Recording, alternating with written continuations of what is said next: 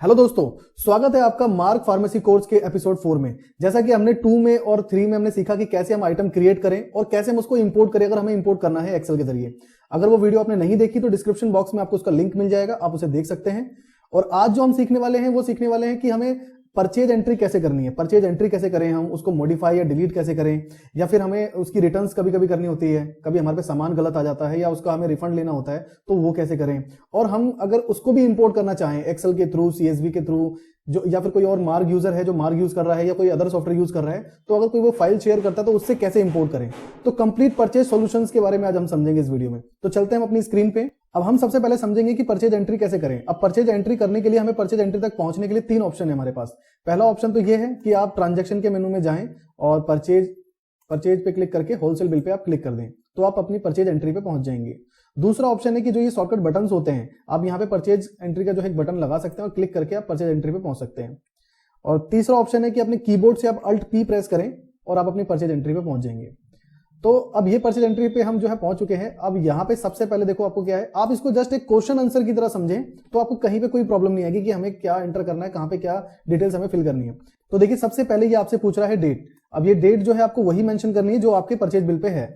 जैसे कि यहाँ पे एक परचेज बिल मैंने ओपन कर रखा है, यहाँ पे आप देख पा रहे होंगे कि ये डेट जो यहाँ पे मेंशन है, तो जो भी आपके परचेज बिल पे डेट मेंशन है वही डेट आप यहाँ पे मेंशन करें। चाहे वो 2 दिन पहले की हो, 10 दिन पहले की हो, लेकिन 30 दिन से पहले की ना हो, क्योंकि जो जीएसटी रिटर्न्स हैं, जितनी भी फाइलिंग है वो 30 दिन के अंदर ही अंदर हो जाती है। बाद में भी मतलब उसमें फिर बाद में प्रॉब्लम आती है आपको इनपुट वगैरह लेने में। तो जो बिल पे डेट मेंशन हो वो डेट आपको यहाँ पे मेंशन करनी है। जैसे कि हम इसी बिल को जो है फॉलो करते हैं, तो ये 25/6/2021 का बिल है, तो यहाँ पे आपको सेम एज इट इज ऐसे ही मेंशन करना है। उसके बाद आपसे ये सॉफ्टवेयर जो है ये बता रहा है कि जो आपकी करंट डेट है, यानी कि जो हमारी डेट जो इसमें, जैसे कि आज 2 तारीख 12वां महीना है, तो ये इससे बिल्कुल मैच नहीं कर रही। तो आप इसे नो कर देंगे तो ये यहीं पे वापस आ जाएगा, यस करेंगे तो आगे प्रोसीड होगा। क्योंकि देखो हमें पता है कि ये जो परचेज बिल है वो 2-4 दिन पहले के ही होते हैं। बहुत कम केस है कि आज ही बिल आया और आज की डेट में, तो फिर ये ऑप्शन आपसे नहीं पूछेगा। तो फिलहाल आप इसे यस कर दें। अब उसके बाद ये आपसे पूछता है कि किस पार्टी से आपने इसे परचेज किया। जैसे कि आप देख रहे हैं यहाँ पे ऑलरेडी कितनी पार्टीज बनी हुई है। अगर इनमें से ही कोई पार्टी है आपकी तो आप उसको डायरेक्टली एंटर कर देंगे, ठीक है। अगर मान लीजिए वो पार्टी आपकी यहाँ पर नहीं है तो आप यहाँ पे नई पार्टी ऐड ऑन करने के लिए F2 प्रेस करेंगे। अब ये जितनी भी चीजें मैं आपको बता रहा हूं अगर आप भूल भी जाएं तो नीचे की साइड में आप जरूर देखें। जैसे कि आप देख पा रहे हैं यहाँ पे एक लोगो दिखाई दे रहा है आपको वीडियो यूट्यूब का, और दूसरा यहाँ पे देखो आपको सारी चीजें नजर आ रही होगी कि अगर आपको यहाँ नया क्रिएशन करना है तो F2 से करेंगे, किसी में एडिट करना है तो F3 से करेंगे, और कुछ डिटेल्स आपको जाननी है लेजर के बारे में तो F4 से। तो अगर यहाँ पे कोई पार्टी मेरी नहीं बनी तो मैं यहाँ पे F2 प्रेस करके, और यहाँ पे बाय डिफॉल्ट यही सिलेक्टेड रहेगा, सिंडिकेटर सप्लायर, तो यही आपको चूज करना है। उसके बाद अब जो भी पार्टी का नाम है, जैसे कि हमने पिछली वीडियो में हमने समझा, एपिसोड 2 में समझा हमने कि कैसे हमें डिटेल फिल करनी है, कौन सी डिटेल कहां फिल करनी है। तो सिंपल अभी मैं जो है यहाँ पे पार्टी का नाम मेंशन कर देता हूं।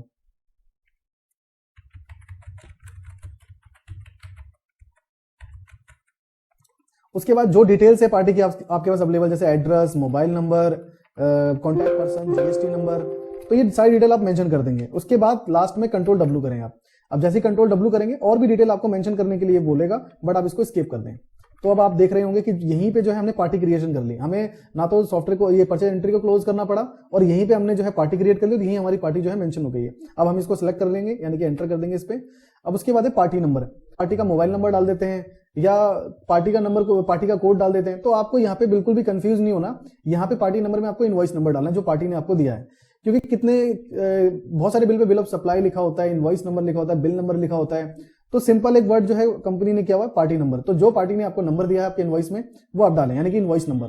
तो जैसे कि यहाँ पे इनवॉइस नंबर 30 है तो मैं यहाँ पे 30 मेंशन कर देता हूँ। उसके बाद आप एंटर करें, और ये dt जो है ये आपका ड्यू डेट है।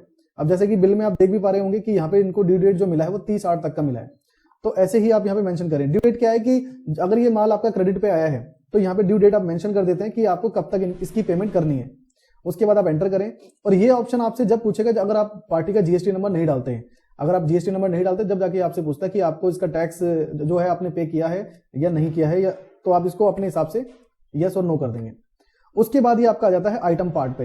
ये पूरा कंप्लीटली आइटम पार्ट है। अब यहाँ पे हमें ये बताना है कि हमने कौन सा आइटम परचेज किया है, क्या बैच परचेज किया है, उसका कितनी क्वांटिटी परचेज करी है, अगर हमें फ्री आया है तो कितना फ्री आया है, और डिस्काउंट मिला तो क्या डिस्काउंट मिला है। तो देखिए प्रैक्टिकली समझते हैं। अब हमने एंटर किया, ये सारे हमारे आइटम्स यहाँ पे ओपन हो गए। अब सपोज कि हमने जो है यही आइटम परचेज किया तो एंटर किया, और इसको भी क्वेश्चन आंसर की तरह समझे। अब जैसे एंटर किया देखो कर्सर हमारा बैच पे आ गया, तो अब ये हमसे यही पूछ रहा है कि इसका बैच नंबर क्या है। तो हमने मेंशन कर दिया। उसके बाद एक्सपायरी आपको मंथ और ईयर में डालनी है। आप इस तरीके से डाल सकते हैं कि 2024 में ये एक्सपायर होगा, इस तरीके से भी डाल सकते हैं और 2024 भी डाल सकते हैं। उसके बाद देखो ये आपका कर्सर पहुंच गया क्वांटिटी पे। अब यहाँ पे आप क्वांटिटी मेंशन करेंगे कि ये जो आइटम है आपका, आपने कितनी क्वांटिटी परचेज करी। सपोज मैंने 20 और ये है फ्री। अगर आपको कोई फ्री क्वांटिटी मिली है, जैसे कि मुझे 20 पे एक फ्री मिला है, तो मैंने एक मेंशन कर दिया। उसके बाद मेरे को क्या खरीद रेट आया वो मैंने यहाँ पे डाल दिया। और यहाँ पे आपको डाल देना डिस्काउंट, कि अगर सामने वाली पार्टी ने डिस्काउंट दिया तो कितना डिस्काउंट दिया है। उसके बाद जो है बैच डिटेल आपकी विंडो जो है ओपन हो जाएगी। यहाँ पे आपको जो है अच्छे से ध्यान देना है। एक तो आपकी डील यहाँ पे आ गई, उसके बाद जीएसटी आपको जो है देख लेना कि जीएसटी कितना है इस पे। अगर अलग है तो यहाँ यहीं पे आप चेंज कर सकते हैं।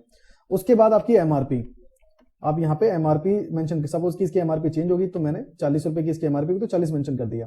अब ये rate A, rate B, rate C आपके सेल रेट हैं। अब आपको कितने में सेल करना है आप यहाँ पे मेंशन कर देंगे। सपोज मुझे 39 में सेल करना है, 38 में सेल करना है और 36 में करना है। अगर आप करना चाहें तो कर सकते हैं, ज्यादातर ये होलसेलर करते हैं।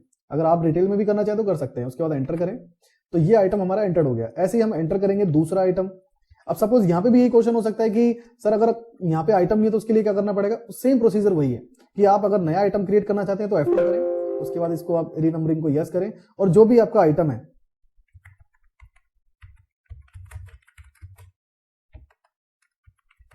तो यहां से आप जो है आइटम क्रिएट कर लेंगे। अब प्रॉपर आइटम कैसे क्रिएट करना है आपको, तो एपिसोड 2 को आप देख सकते हैं, उसमें कंप्लीट बताया हुआ है कि कैसे आपको आइटम क्रिएट करना है और कौन से ऑप्शन से क्या फर्क आपको पड़ेगा।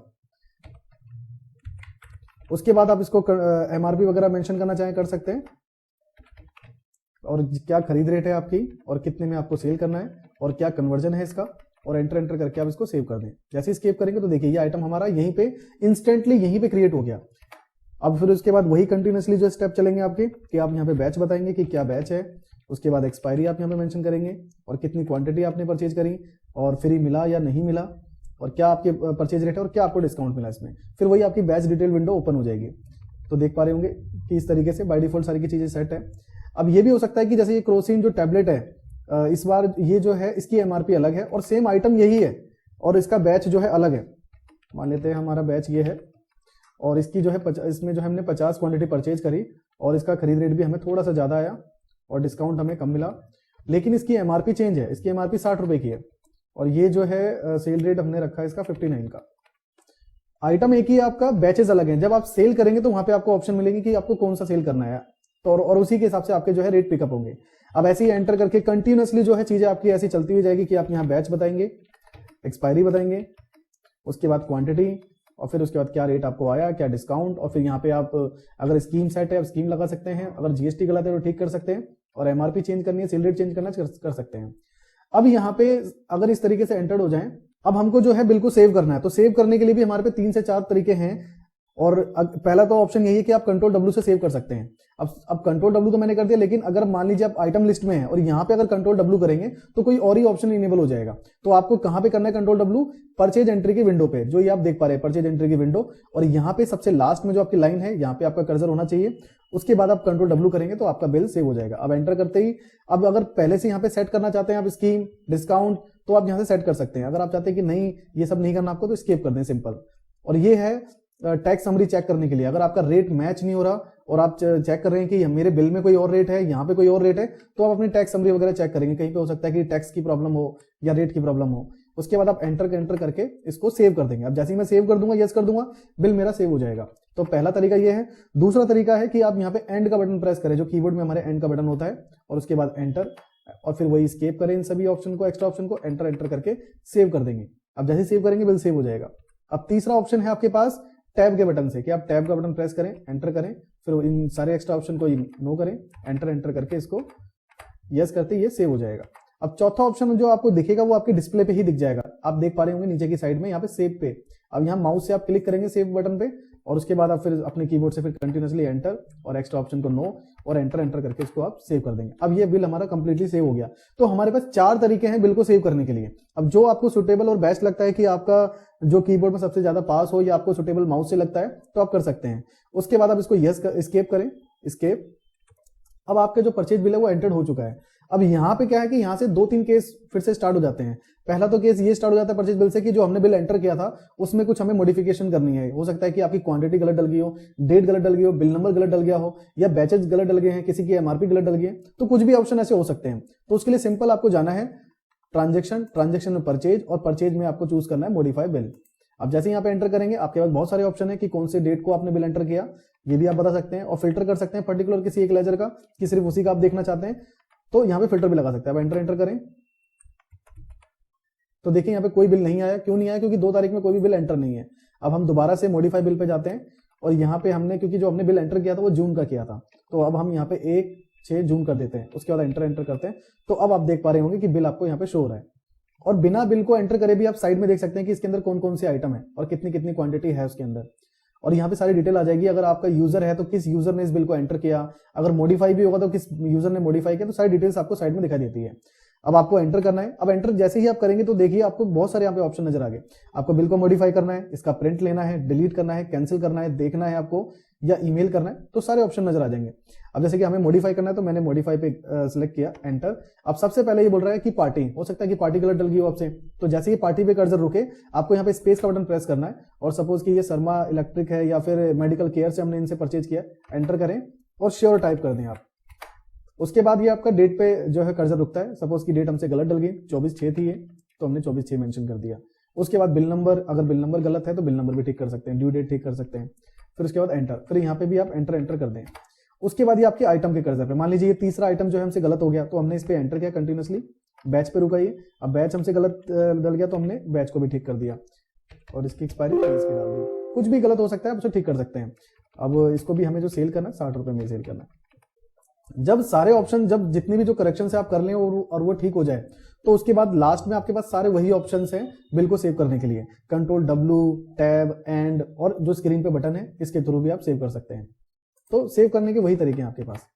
एंटर करके इसको, और जो एक्स्ट्रा ऑप्शन है उसे नो करके इसे सेव कर दें। अब बिल ये सेव हो चुका है, यानी कि बिल हमारा मॉडिफाई हो चुका है। अगर आप चाहते हैं कि मैं बिल को डिलीट कर दूं तो आप इसी पे एंटर करें, और इस बार मॉडिफाई चूज ना करके डिलीट पे एंटर करके जैसे ही आप यस करेंगे ये बिल डिलीट हो जाएगा आपका।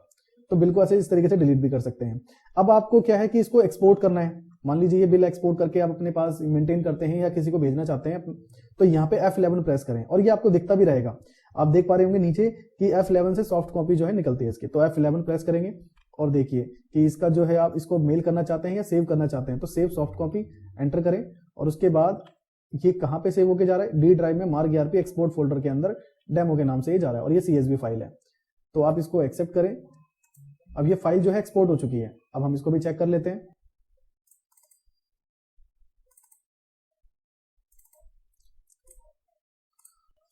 तो जैसा कि आप देख रहे हैं कि डी ड्राइव में मार्क ERP फोल्डर के अंदर जो फोल्डर है एक्सपोर्ट का, उसमें ये है, तो ये हमारा यहाँ पे एक्सपोर्ट होके आ चुका है, और ये जो है ओपन भी हो गया। तो आप किसी को भी भेज सकते हैं।